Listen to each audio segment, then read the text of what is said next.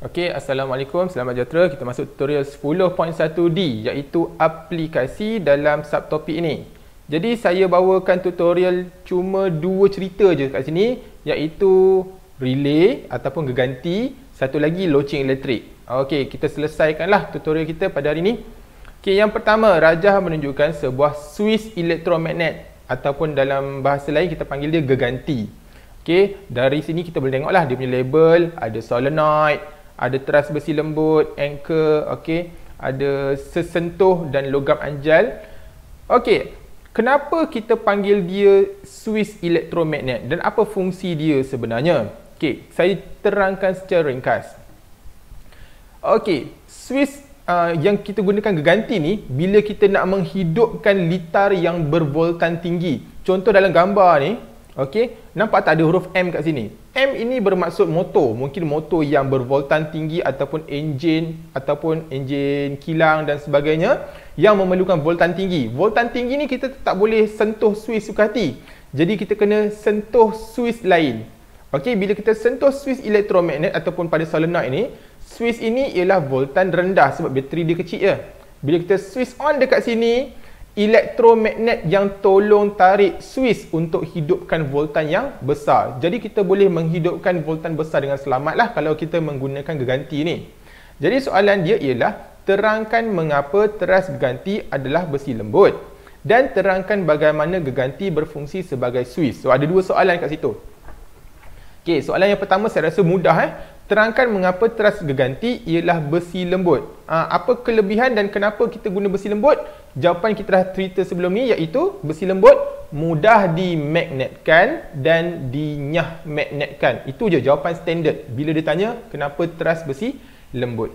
Okey, sekarang ni terangkan bagaimana geganti berfungsi sebagai suis.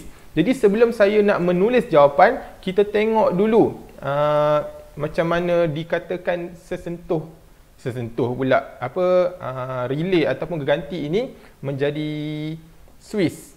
Okey, saya jarakkan sikit. Okey, cerita dia ni. First, saya highlightkan dua benda je kat sini. Okey, ini daripada geganti ni saya highlightkan dua benda, iaitu suis pada elektromagnet dan dia menarik pangsi ni. Jadi bila kita switch on, nampak kita on, maka solenoid ini akan dimagnetkan. Bila arus dia mengalir lah masuk dalam solenoid, so solenoid ini dimagnetkan. Bila solenoid ini dimagnetkan, dia akan menarik batang besi ini. Dan kita tengok batang besi ini dia bersambung kepada sesentuh. Kalau kita tengok suis ni, dia tak sentuh pun. Okay. Dan bila dimagnetkan, dia akan menarik. Nampak? Bila dia menarik logam ini, maka yang belah atas ni akan menolak dan suis dekat atas ni akan sentuh. Dan suis ataupun litar yang bervoltan tinggi akan switch on. Simple sahaja. Okey. Jadi untuk kita membina ayat, nombor 1. Kita patah balik ke mesin.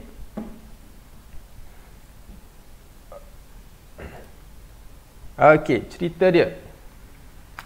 Nombor 1. Kita kata suis geganti dihidupkan. Okey. Dan arus mengalir. Nampak? Itu yang pertama. Okey. Bila arus tu mengalir, dia akan mengalir pada solenoid. So apa berlaku dekat solenoid? Solenoid dimagnetkan. Okey, itu jawapan yang kedua. Bila solenoid dimagnetkan, dia akan nombor 3. Apa? Cuba tengok gambar tu. Ni apa benda ni tepi ni? Anchor besi lembut. So solenoid dimagnetkan, menarik anchor besi lembut. Okey, dan bila anchor besi lembut itu ditarik, dia akan menolak. Maka nombor 4, suis sesentuh bersambung. Okey, maka suis sesentuh dekat atas tu, kontak sesentuh dia akan bersambung ataupun bercantum, maka litar yang bervoltan tinggi yang ada huruf M itu dihidupkan. Nampak? Ini cara kerja dia. Sangat simple. Okey, so kita menjawab soalan yang pertama. Okey. Kita tengok soalan yang kedua pula. Rajah menunjukkan sebuah loceng elektrik apabila switch dihidupkan, loceng berdering. Oh lah, bordering pula dah. Berterusan dan menghasilkan bunyi yang lemah. Okey, ni loceng dengan label-label dia. Terangkan bagaimana loceng boleh bunyi berterusan apabila switch ditekan. Okey, dan seterusnya terangkan bagaimana menghasilkan bunyi yang kuat berdasarkan aspek-aspek tu. So ada dua soalan juga Okey, kita kembali kepada gambar, kita cerita dulu macam mana loceng ini berfungsi. Okey, ini tadi geganti, sekarang kita masuk loceng. Okey. Ini loceng, dia punya bahagian-bahagian dia. Jadi, sekarang ni tengok betul-betul. First, atas ni, kita tekan switch. Bila kita tekan switch, apa berlaku? Okey, arus pun mula mengalir melalui solenoid. Nampak tak? Magnetize. Maknanya solenoid ini dimagnetkan dan arus mengalir masuk ke sesentuh dan patah balik ke bateri. Maknanya ini ialah litar yang lengkap. Jadi, bila solenoid ini dimagnetkan, dia akan menarik anchor besi lembut ini. Jadi, nampak? Bila tarik, gong akan berbunyi. Dan bila tarik, nampak tak apa berlaku? Ni. Okey, sambungan telah diputuskan.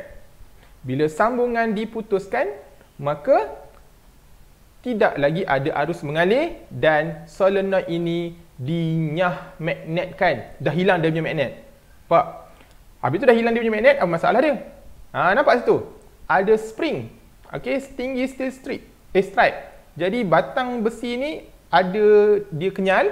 Bila dah tidak ada magnet yang menarik, dia akan patah balik ke sesentuh. Bila dia patah balik ke sesentuh, nampak naik. Switch kita tak lepas lagi kita masih tekan.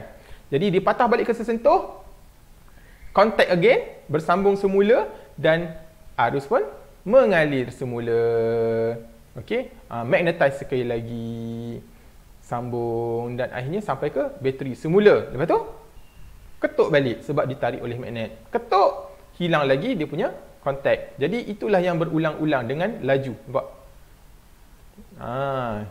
Okey, kita tekan sekali je. Kita tak tekan banyak kali, tapi dia akan ketuk berulang-ulang kali. Okey. Itu yang kita bunyi tu ketuk banyak kali lah tu. Alright.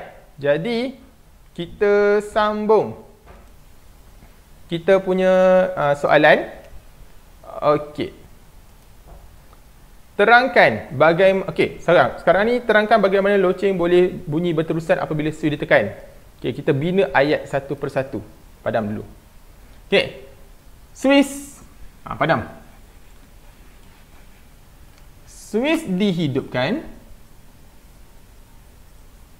dan arus mengalir. Okey, betul lah.